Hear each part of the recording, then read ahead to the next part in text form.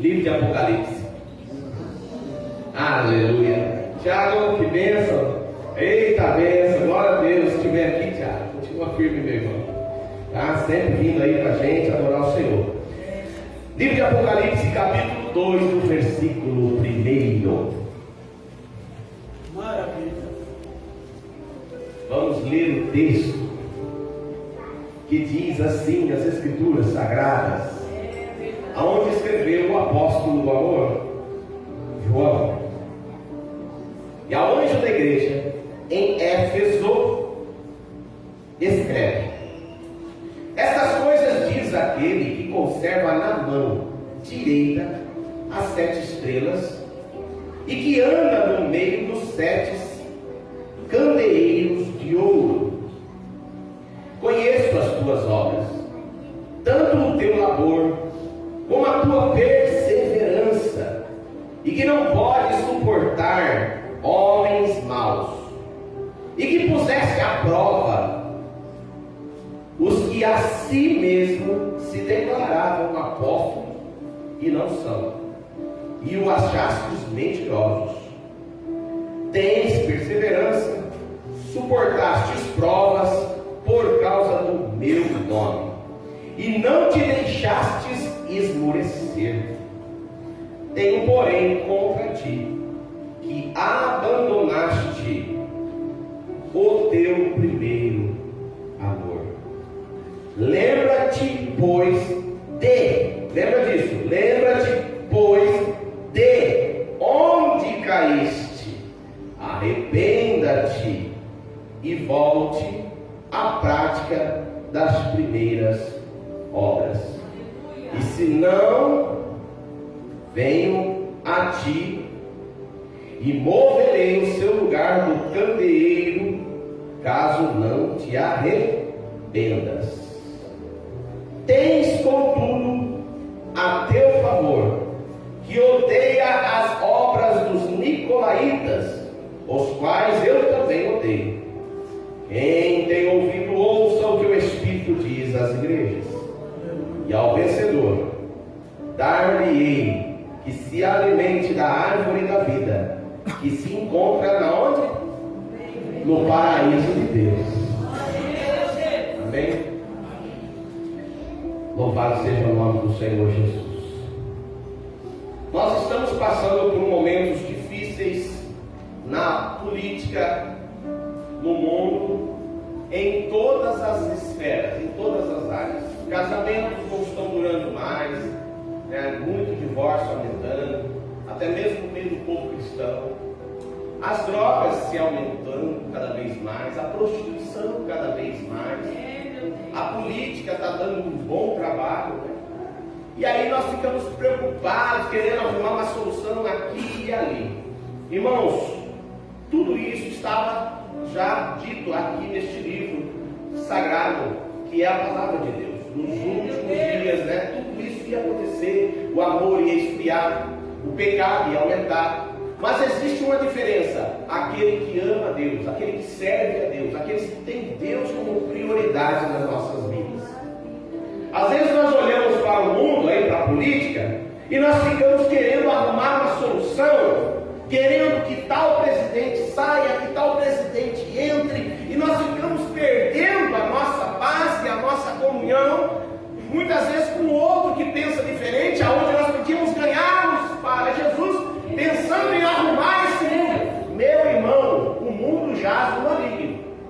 A nossa esperança e a nossa confiança não está em carros, nem cavalos, nem homens. A nossa confiança está no Senhor, que fez os céus e a terra.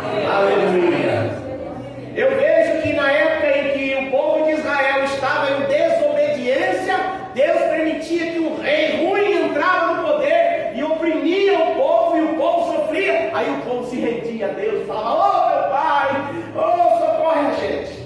Aí quando tudo estava muito bem, eles estavam vivendo a pão de ló, aí eles já esfriavam, abandonavam a Deus.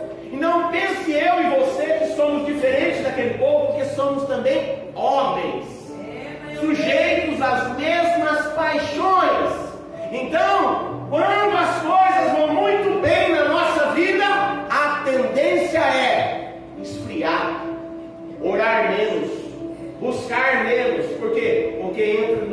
comodismo do conforto.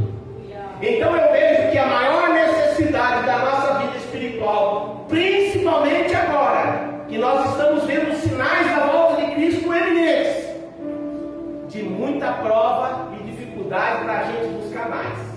Quem quer Deus agora na reta final vai buscar. Quem não quer vai desanimar e vai desistir. Eu vejo como, por exemplo, lá na Arábia, na janela 1040, nos lugares onde é proibido falar de Jesus, aquele que diz que ama Jesus, ama mesmo. Por quê? Porque é perseguido quando fala de Jesus. Em meio à dificuldade, em meio à prova, o cara continua falando de Jesus, não tem outra coisa que senão amor.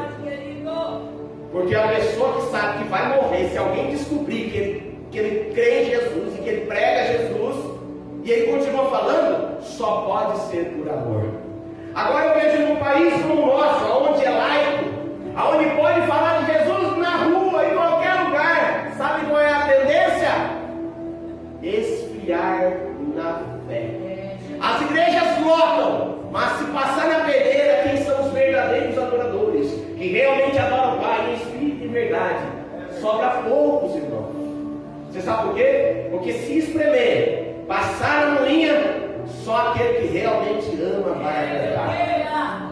Se o anticristo se manifestasse hoje e dissesse assim: quem não aceitar a marca vai morrer decapitado, acredito eu que muitos que dizem Senhor falaria: não pode fazer a marca, isso aí não tem nada a ver não com a Bíblia, e arrumar um jeitinho de aceitar a marca para não morrer. Mas os verdadeiros que amam ao Senhor faria como os seus discípulos, os 12 discípulos: morro, mas não nego. Aleluia. Para entender esse texto aqui, do livro de Apocalipse, capítulo 2, versículo 1, precisamos voltar um pouquinho na história, de maneira bem breve. Éfeso, né? Éfeso era uma cidade que hoje, se fôssemos olhar no mapa, é na Turquia. Quem foi um dos que implantou? Alguns dizem que foi Apolo, mas eu acredito que foi o apóstolo Paulo, que chegou em Éfeso e pregou o Evangelho, e ali instituiu uma igreja que amava e que adorava ao Senhor Jesus Cristo. Era uma cidade grande, cerca de 400.000 habitantes. Era uma metrópole, era uma cidade forte, uma cidade poderosa, mas, porém, tinha uma adoração a um Deus, se não me engano era a Diana, a deusa dos Efésios. Eles tinham aquele costume de adorar essa deusa, reverenciando ela, e era uma adoração de maneira muito promíscua. As pessoas viviam embebedadas na prostituição, e era uma deusa, né, onde eles faziam tudo isso para adorar essa deusa. E então o apóstolo Paulo, quando chega a essa cidade, prega o Evangelho, e aí muitas pessoas vieram a crer na palavra de Deus. Foi acontecendo a transformação, porque aonde a luz entra, as trevas vai batendo em retirada. Aleluia. Jesus foi entrando, as trevas foi se espalhando, foi saindo. Aonde Jesus foi entrando em certas casas, as pessoas que tinham a idolatria, a imagem da deusa Diana, ia quebrando, ia jogando fora. E isso foi instituindo o reino de Deus na cidade de Éfeso. Meu Deus. Lá no ano 60, mais ou menos, 70, teve um imperador por nome de Nero, que perseguiu muito a igreja.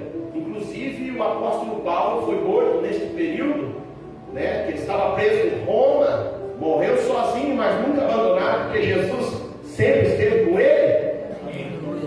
E era um período difícil, porque o próprio Nero, aquele imperador ruim, ele colocou a culpa, ele tacou fogo na cidade e jogou a culpa nos cristãos, né? E aí foi exterminando os cristãos, achando que eles iam acabar com o povo de Deus. Mas o povo de Deus é que nem clara de ovo, quanto mais bate, mais cresce. Aleluia. O povo de Deus, quanto mais perseguição, mais verdadeiro eles ficam, porque aí eles buscam a fonte da vida, e a fonte da vida se manifesta dando autoridade e poder, porque ele disse: o meu poder se aperfeiçoa na tua vida, na tua fraqueza. Quando tudo vai bem, tá bom assim, mas quando você está na prova, meu a conta está chegando, você vai buscar mais. Sabe por quê? Porque você tem que passar no deserto. Porque se não tiver no deserto, esfria, meu irmão, infelizmente. E aqui, nós já estávamos um pouco mais adiante. Já tinha morrido todos os discípulos, com exceção de um que o próprio Jesus disse que ficaria até que ele voltasse. E voltou mesmo para ele. Esse era o discípulo, o único que ficou no dia da crucificação de Jesus. Os demais já tinham ido embora, fugido. Um tinha negado, entregado, o outro tinha negado Jesus e o outro tinha entregue Jesus. E foi se enforcar, acabando caindo lá embaixo do despedadeiro. Agora fica quem? Fica o apóstolo João aos pés da cruz, vendo seu Senhor ser crucificado, sendo um dos últimos a enfrentar esse momento tão difícil. E olha só o que é que acontece. No capítulo 21, no livro do Evangelho de João, quando Jesus está restaurando os seus discípulos, que ele deixa peixe ali na brasa, ele chama os discípulos à parte. O Pedro diz assim: Senhor, Jesus chama ele e fala: Pedro, vamos ter uma conversa em particular. Tu me amas, todos conhecem aquela história. E ele fala: sim, Senhor, eu te amo, por 3 vezes. Depois que Jesus revela para Pedro que se ele amasse, ele tinha que apacentar, o Pedro pergunta: e este aí que está aqui pertinho da gente? Era o João. O que vai acontecer com o futuro de João? Jesus disse: o que te importa, Pedro, se eu quero que ele fique até que eu venha? Em outras palavras, o único que não ia morrer matado, literalmente assim, transpassado com uma espada, seria o João. O que ia durar mais tempo seria esse João. Que ia ter um encontro com Jesus seria esse João. E tudo aquilo que Jesus fala, ele cumpre. Passou-se o tempo, no ano mais ou menos 95 da era cristã, que estava agora o imperador, já não era mais o Nero, era o Domiciano, um homem ruim, um homem mau, terrível, que estava perseguindo a igreja, porque ele instituiu o culto ao imperador. Ele queria ser adorado. E uma coisa que o cristão verdadeiro não faz é adorar outro Deus. Não se prostra diante de uma imagem, não se adora outro Deus, porque o verdadeiro cristão vive aquilo que está escrito na palavra. E aí, por esse motivo, o João, que agora estava pastoreando na cidade de Éfeso, é levado para uma ilha chamada Ilha de Patmos, uma ilha de pedra pequena, perto de Éfeso, mas ao mar, perto ali dessa cidade. E lá, num momento muito difícil da sua vida, em que João estava enfrentando, num lugar árido, sem vida, sem nada, mas é nesta hora em que as portas da terra se fecham, que a porta do céu se abre. O próprio Jesus diz, uma porta, acho que no capítulo 4, uma porta se abre, e ele diz: sobe aqui, que eu vou te mostrar coisas maravilhosas que hão de acontecer. Aleluia! É o momento mais difícil da tua vida que você vai ter experiências maravilhosas com Deus, meu irmão. Se tão somente você buscar, Deus vai se revelar a você, viu, Fernando? As suas experiências maiores que estão acontecendo é agora, não é assim, meu irmão? E os testemunhos vão ficar para você ganhar muitas almas para Jesus. Eu falo isso com certeza do que eu estou falando. Entendeu, meu irmão? Esse vale que você está passando tem um propósito. Eu falo para as pessoas assim: todas as coisas têm um propósito, irmão. Até mesmo quem Deus colocou lá na presidência tem propósito, irmão. Tudo na vida, tudo que acontece tem a mão de Deus. Nunca a terra foge do controle de Deus. O diabo já foi vencido. O diabo já foi derrotado na cruz do Calvário. E na mão do Senhor Jesus que está todo o poder nos céus e também na terra.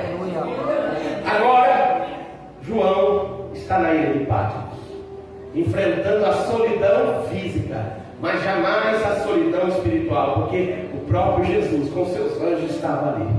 E agora ele recebe uma revelação. Tanto que se você ler o primeiro capítulo, ele vai falar assim: olha só, revelação de Jesus Cristo. O que te importa é que ele fique até que eu venha? O próprio Jesus veio para João, falou: João, nós vamos ter que ter uma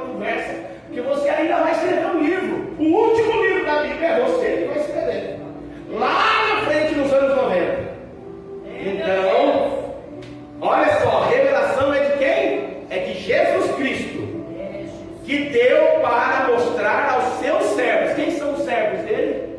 Eu e você, meu irmão. Ó, das coisas que em breve devem acontecer. Isso é o capítulo 1, versículo 1. E enviando por intermédio de um seu anjo, notificou a seu servo João. Então um anjo aparece para ajudar na interpretação e na revelação que é do Senhor Jesus, não é de anjo não. No qual atestou as palavras de Deus, o testemunho de Jesus Cristo, quanto a tudo o que ele viu. Bem-aventurado aqueles que leem, aqueles que ouvem as palavras da profecia e as guardam, as coisas que nelas estão escritas, pois o tempo está próximo. Aleluia! E aí eu vejo uma revelação muito forte aqui. Olha como Deus é para tratar a sua igreja na face da terra. Ele usou as igrejas da Ásia. Muitos estudiosos usam as igrejas para separar por era e por tempo. Posso interpretar dessa forma? Posso, mas eu não vejo dessa forma.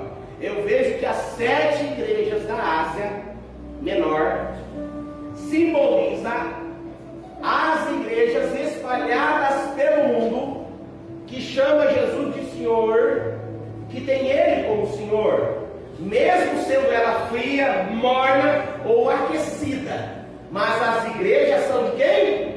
São de Cristo. Só que ele aparece para as 7, dizendo assim, olha só, no primeiro versículo do capítulo 2. E ao anjo da igreja em Éfeso. Que anjo é esse? A gente pensa que é o anjo que mora no céu. Não. O anjo aqui, se você for ler em outros capítulos, vai falar que o anjo é o mensageiro daquele lugar.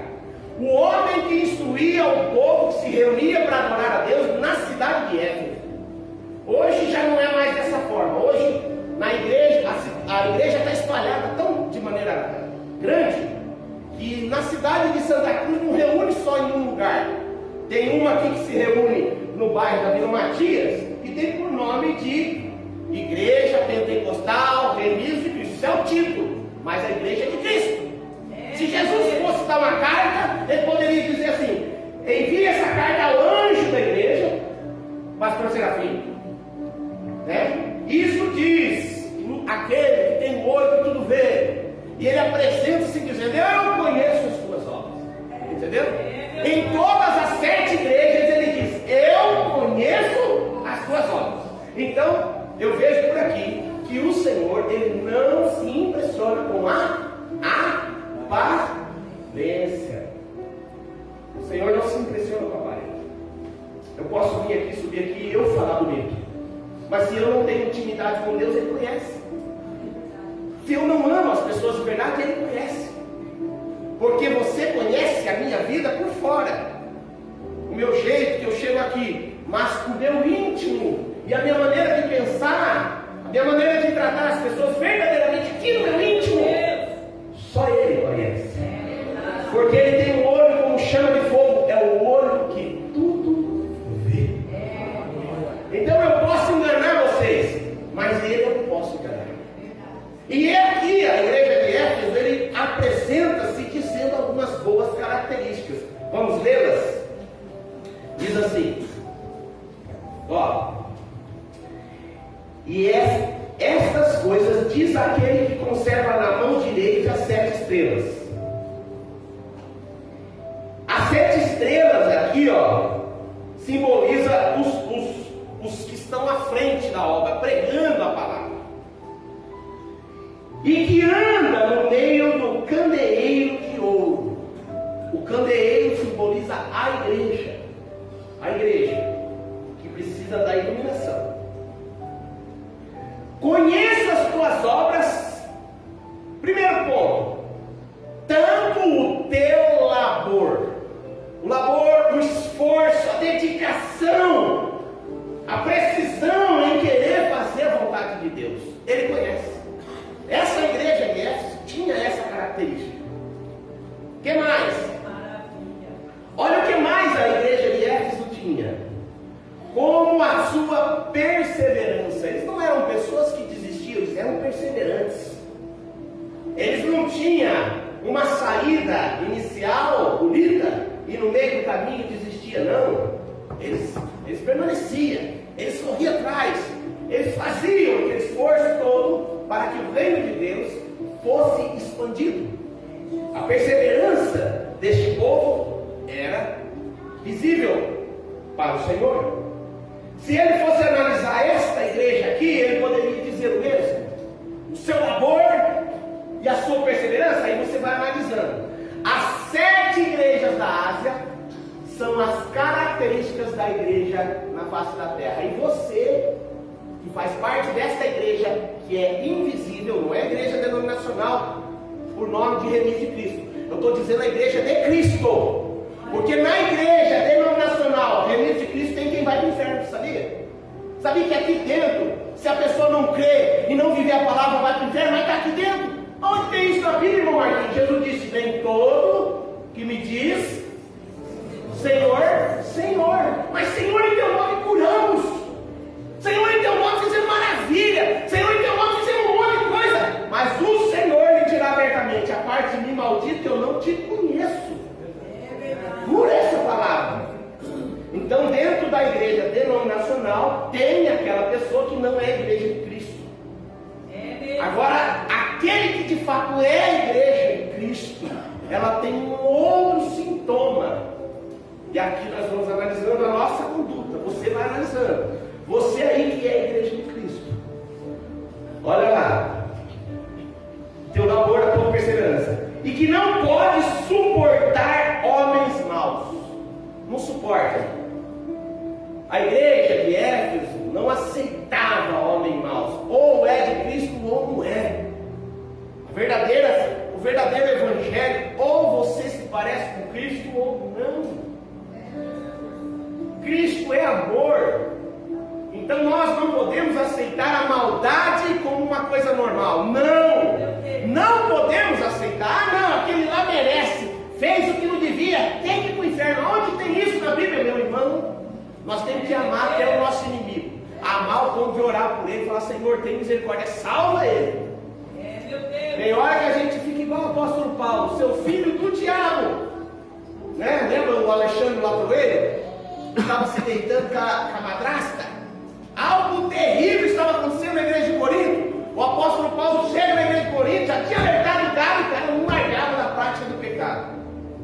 E aí o apóstolo Paulo, né? Seu filho do diabo. Parece que Paulo estava na carne, não parece? Não, mas ele está virado com o pecado, que estava manchando o evangelho, que estava trazendo um mau exemplo para os outros irmãos, que se visse aquela prática ia falar que aquilo era normal. Então Paulo fala que o diabo te consuma a carne, para que no fim da tua morte você se arrependa e ainda seja salvo. Então eu não tenho que desejar que ninguém vá para o inferno. Quem vai para o inferno é aquele que já está lá condenado, o diabo e os anjos caídos. Agora, todo ser que respira, por exceção de animais que é alma vivente, precisa de salvação. E para ter salvação, às vezes precisa de intercessão. E a intercessão é a minha oração e a tua oração, para que o Senhor ouça a nossa voz e faça um milagre naquela vida. Compreende isso, irmãos? Então nós não suportamos homens maus no sentido da prática. Nós não podemos ser coniventes com coisa errada. Essa é a igreja de Éfeso. Que mais? E que puseste à prova os que a si mesmos se declaram apóstolos e não são, e o achaste mentiroso. Na época, né, não tinha os livros escritos como hoje nós temos na mão. Que o cara faz lá uma teologia, mas não tem vida com Deus, mas sabe pregar. Porque ele tem a homilética, hermenêutica, sei lá como é que fala essa palavra estranha. Então ele tem um jeito para pregar. Ele prega bonito, ele convence todo mundo. Aí pro céu, ele não convence ele mesmo está indo para o inferno. Sabe? Então, naquela época, eles viam pela maneira que a pessoa agia e pelo aquilo que ele falava, eles tinham discernimento de analisar e colocar a prova. Esse cara aí não está testificando o meu espírito que o que está falando é de Deus. E quando colocava a prova, os irmãos se reuniam e falavam: é mentira o que ele está falando. Não testifica, não é de Deus o que ele está falando. Eles eram assim, esse era o povo de Éfeso. Eles não aceitavam esse evangelho que vem que Deus vai dar casa, Deus vai dar carro, Deus vai dar isso, vai dar aquilo. Oh, meu irmão, no evangelho Jesus não está prometendo isso não. A verdade é essa, irmão. O suor do rosto comerás o pão. Levanta cedo, estuda, vai trabalhar que você vai conquistar. Isso chama lei da semeadura. Aquele que o homem de planta, olhe. Agora existe um evangelho de facilidade que está prometendo um monte de coisa que Jesus não prometeu. Aí a pessoa fica naquela expectativa e naquela esperança de que, ó, Deus usou a boca do profeta ali para falar que vai acontecer isso e isso na minha vida. Mas ele foi consultar na verdade, por a prova o apóstolo que se diz. E aí então cai em frustração. E muitos nessa situação acabam se desviando da verdade, porque fica frustrado com aquela profecia que na verdade é uma profetada, que não acontece. Irmão, a árvore você conhece pelo fruto.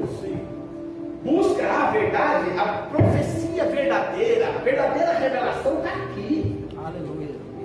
Eu não sonhei, eu não sou aquele cara cético também, não, que não crê em profecia, não, eu acredito.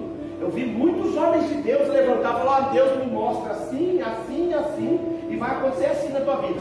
Mas todas as profecias que são para a glória de Deus têm que glorificar o Pai, e não as coisas terrenas. Agora, quando a profecia é para coisa terrena, aí eu fico um pouco preocupado. Você entendeu isso? Então tem que pôr a prova mesmo. E essa igreja aqui não é uma igreja que engole qualquer coisa não. Se vier alguém aqui que fala um monte de coisa, mas você vê que não testifica, você sente.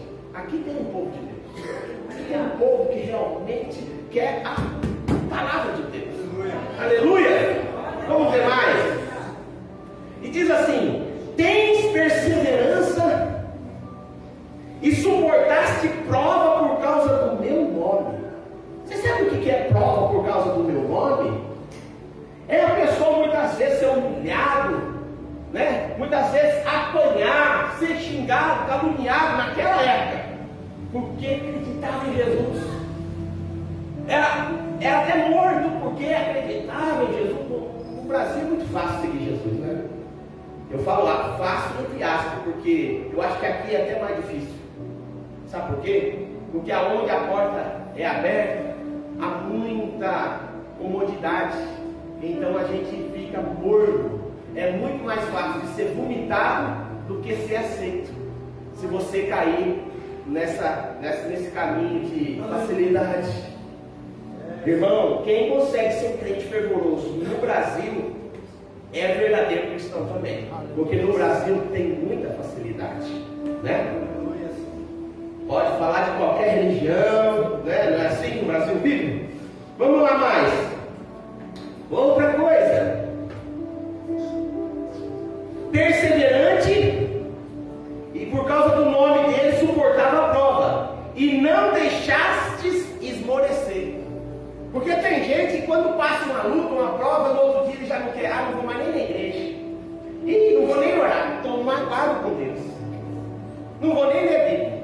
Ó Deus, você sabe o que eu estou passando, não vou nem orar, porque eu estou bravo com o Senhor. Está esmorecendo, sabe?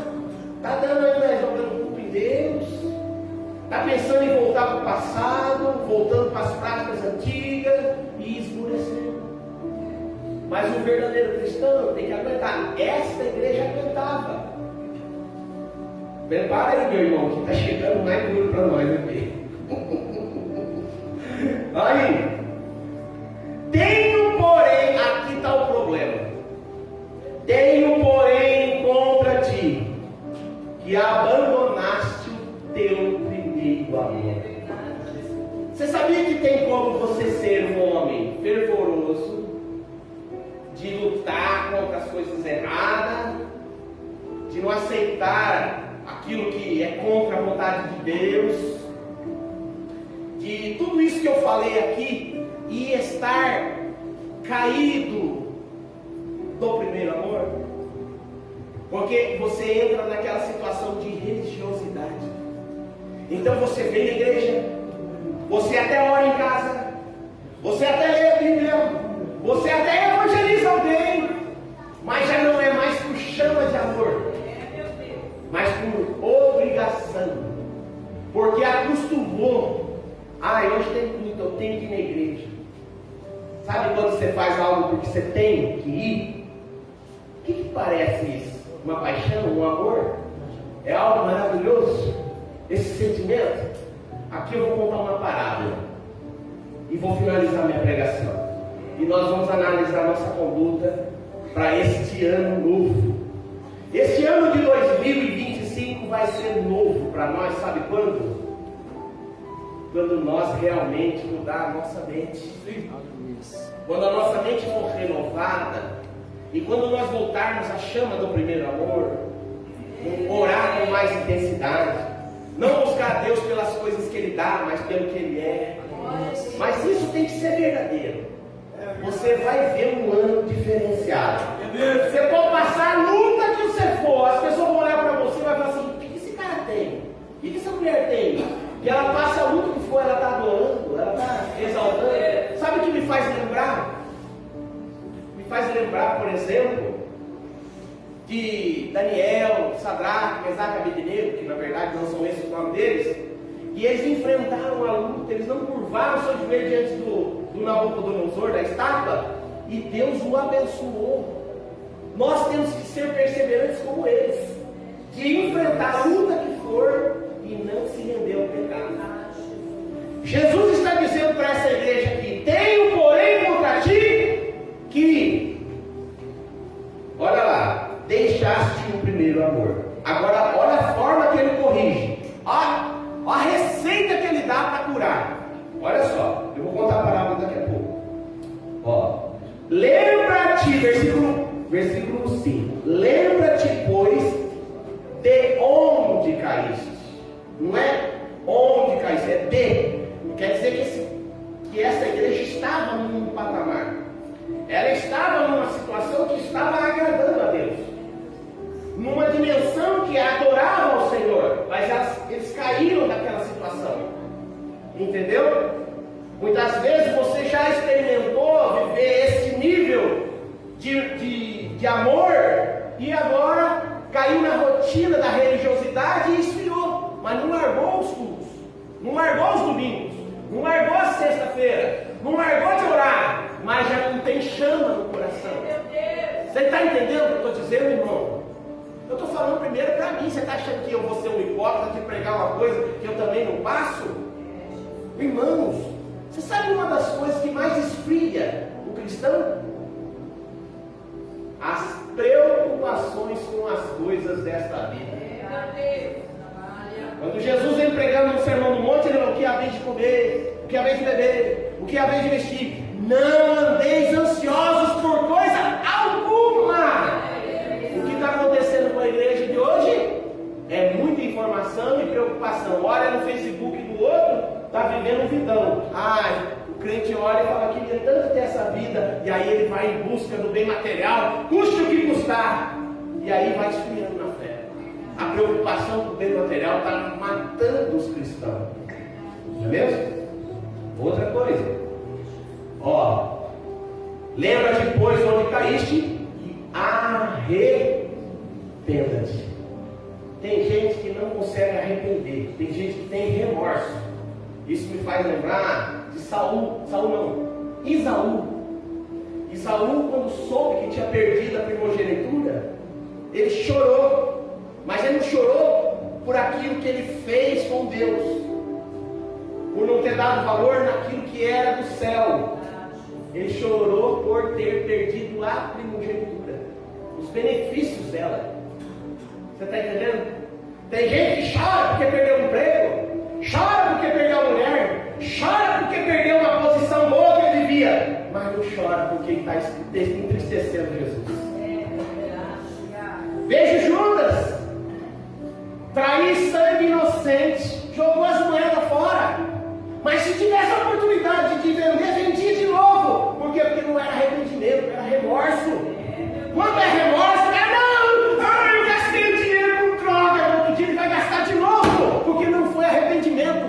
Foi remorso, ele pensou mais no dinheiro que ele gastou do que no Deus que ele crucificou quando foi de novo para aquele pecado. Irmão, nós temos que pensar mais em quem nós estamos ferindo com os nossos pecados, porque a gente está chorando aquilo que perdemos com as nossas atitudes. Ai, perdi meu casamento por quê? Porque eu traí. Mas quando traiu, não perdeu o casamento, estava traindo o próprio Deus quando estava traindo. Não é isso, irmão, nós temos que chorar por causa daquele que morreu por nós naquela cruz. Aleluia! Como Davi, quando caiu em pecado, um homem segundo o coração de Deus, ele se viu naquela situação miserável, ele falou: Senhor, me arranca trono, me arranca tudo, mas não arranca de mim o teu espírito. Meu irmão, eu posso perder carro, casa, tudo, até esposa, filho, como Jó perdeu, mas eu não posso perder a tua presença, Senhor. Aleluia! Meu irmão, não se conforme com este mundo. Vamos adorar o nosso Deus. Ele morreu na cruz, foi no meu e no teu lugar. Aleluia! Aleluia! Nós precisamos chorar as nossas misérias, pensando no que Ele passou no nosso lugar. Aleluia! Maravilhoso Deus! E Ele diz: vocês também odeiam as obras dos nicolaítas. Ele até frisou isso. Eu também odeio. Jesus tem ódio?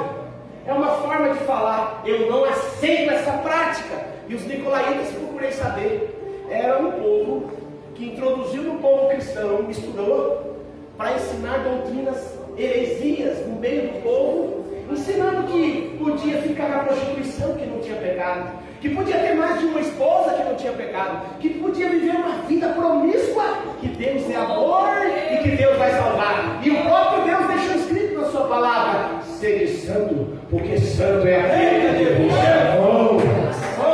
Irmão, santidade sem a qual ninguém verá ao Senhor. E como é que eu fico santo? Santifica, Senhor, na tua palavra, porque a tua palavra, ela é a verdade. Finalizo aqui contando uma parábola.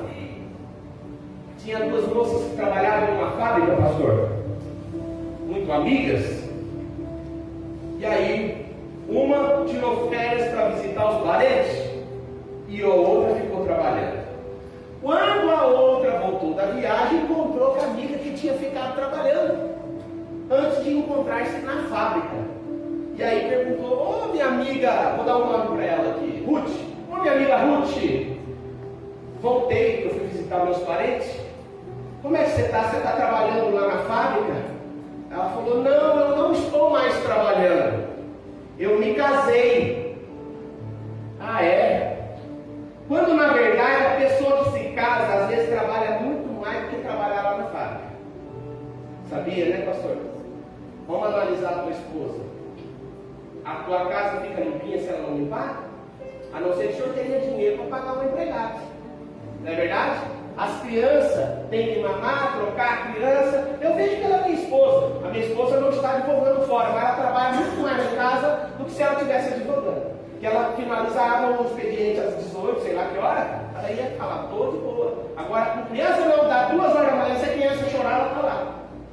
Então, quem assumiu um casamento, muitas vezes, trabalha muito mais do que uma pessoa que está no trabalho. E ela disse: eu não estou mais trabalhando, eu me casei. Aí, refletindo a situação, como se não estivesse trabalhando, né? Ela cozinhava, ela lavava a roupa do marido dela. Quando o marido dela ia para o trabalho, ela fazia a comidinha, feliz e contente, a marmitinha dele, colocava na mão dele, ia com ele até lá no portão, dava um beijo nele e falava: Deus abençoe, meu amor. E ficava olhando para ele até ele virar a esquina. Sabe? Até ele virar a esquina, aquele amor, sabe, pastor? Não, olha você ver, pastor. O tempo foi passando. Ela continuou fazendo a comida dele. Ela continuou lavando a roupa dele. Só que na hora que ele ia para o trabalho, só uma parábola, ela está indo no portão, vai falar, tchau, Deus abençoe, um beijinho de nada. Já não olhava mais ele virar lá na esquina. Um exemplo? Né? Daqui a pouco ela já vai esfriando, ela já não vai nem entrar no portão mais, caiu na rotina. Você sabe que isso é o que está acontecendo com muitos na igreja hoje. Né? Aquele primeiro amor que ela chama quando encontrou com Jesus, quer falar de Jesus para todo mundo. Quer falar do Deus que salvou ele, está fazendo a obra na vida dele. Falou em jejum, eu vou jejuar. Jejua. Falou em evangelizar, olha, a maior vontade. Tudo tem prazer. Mas o tempo vai passando, já vira rotina. Já ir para a igreja virou um fardo. Eu tenho que ir na igreja hoje, sabe por quê? Porque se eu não for, eu vou espiar e vou para o inferno. Ele não está preocupado em não magoar o Deus que morreu por ele. Ele só está preocupado com ele ir para o inferno. É isso que está acontecendo com as pessoas. Com as pessoas eu me incluo, irmão. Você está achando que tem hora que eu não me vejo numa situação que eu preciso voltar ao primeiro amor? Então a mensagem que o Senhor nos dá hoje. Lembra onde tu caíste, de onde tu caíste, e volte. Você que não jejua mais, irmão, é tão gostoso comer, mas até quem é do mundo fala que jejum é o melhor remédio para a saúde. Até quem é do mundo. Deus deixou o melhor remédio, o crente jejuar para não precisar tomar remédio, mas vive tomando remédio, gastando em farmácia, mas não faz um jejum. Para a glória de Deus, para matar a carne, também passará as doenças do corpo. Ai, ficar sem comer, pelo amor de Deus. Mas Jesus falou que tem que jejuar porque o espírito está pronto, mas a carne é fraca. Jesus falou sobre orar, comunhão com Ele. Aí a pessoa vai lá e reza, fala uma hora, mas tudo aquilo que já falou no dia anterior, igualzinho. É a mesma coisa. Ai, Senhor, obrigado mais um dia, peso da consciência. Ai, me perdoa do meu pecado, peso da consciência. Não adora. Não diz, Senhor, eu tenho um amigo que está preso nas drogas, mas eu quero que ele seja liberto. Jesus, prepara o coração dele que eu vou evangelizar ele. É? Então, que o nosso coração hoje volte ao primeiro amor. Eu vou ser o primeiro que vai vir aqui na frente. Eu sei que eu preciso voltar a esse primeiro amor. Eu sei pregar. Eu sei orar, e eu sei o caminho da igreja, mas eu preciso voltar à chama do poder do Espírito Santo. E eu gostaria que você saísse do teu lugar, você que sente que está precisando ser renovado. Se não der para chegar aqui na frente, você pelo menos fique em pé aí. E eu vou fazer uma oração, vou implorar, vou pedir para o Pai nos fortalecer aqui nessa noite. Tem alguém que precisa ser renovado aqui hoje? Fique em pé, em nome do Senhor Jesus. Aleluia, Jesus. Quem não precisa pode ficar sentado. Oh Jesus querido, que quiser vir à frente, melhor ainda, pode vir. Nós vamos orar. Vou orar. Feche os seus olhos, coloca a sua mão no teu coração e depois você fala um amém no final dessa oração.